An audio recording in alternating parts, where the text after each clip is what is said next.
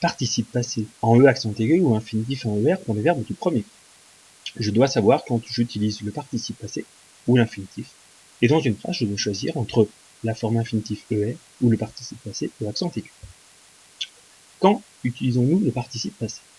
Le participe passé, c'est une forme verbale non conjuguée. Au premier groupe, la particularité s'écrit E accent aigu. Exemple, manger, lancer, parler. Prenons une phrase. Caché dans les bois, il a observé les animaux sauvages. Je trouve deux participes passés de verbe du premier groupe, le verbe cacher, le verbe observer. Première situation, il est utilisé comme un adjectif. Quand il est utilisé comme adjectif, c'est la forme participe passé, j'écris E accent aigu. Et je pourrais avoir un accord ensuite. Il a observé, je remarque que observer est placé après l'auxiliaire avoir, c'est donc un temps composé, c'est le passé composé. Au passé composé, j'utiliserai toujours le participe passé, j'écris donc E accent aigu. Pour le reconnaître, je peux remplacer par un verbe d'un autre groupe et j'entendrai la différence entre le « et » de l'infinitif et le « et » du participe puisque je n'aurai pas les mêmes sons. Exemple, pour cacher, je peux remplacer par enfouir et observer par voir. Le participe passé de enfouir, c'est enfoui. J'entends une petite différence. Voir, c'est vu. J'entends une différence. Je vais mettre dans la phrase et voir ce qui se passe.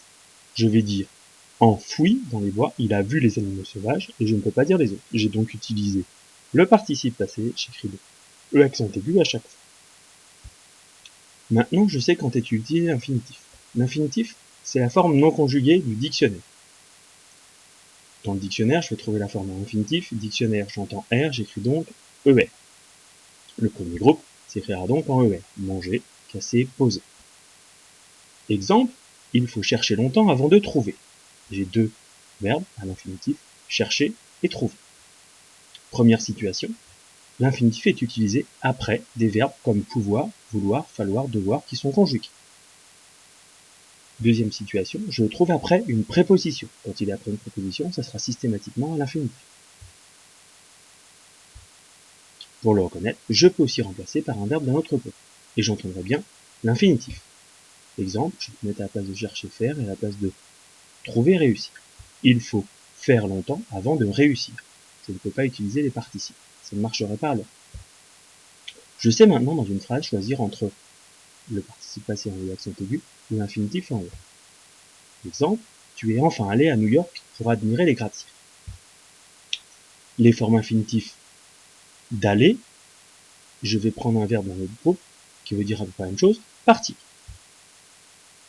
Attention, le participe passé aller au accent aigu, j'entends une différence et je dis bien parti.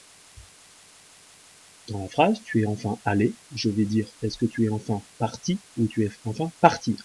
Je dirais bien tu es enfin parti, je vais donc utiliser le participe passé et écrire E accent aigu. Aller, E accent aigu. Deuxième situation, pour admirer. Synonyme d'admirer, voir. L'infinitif voir, le participe passé, vu.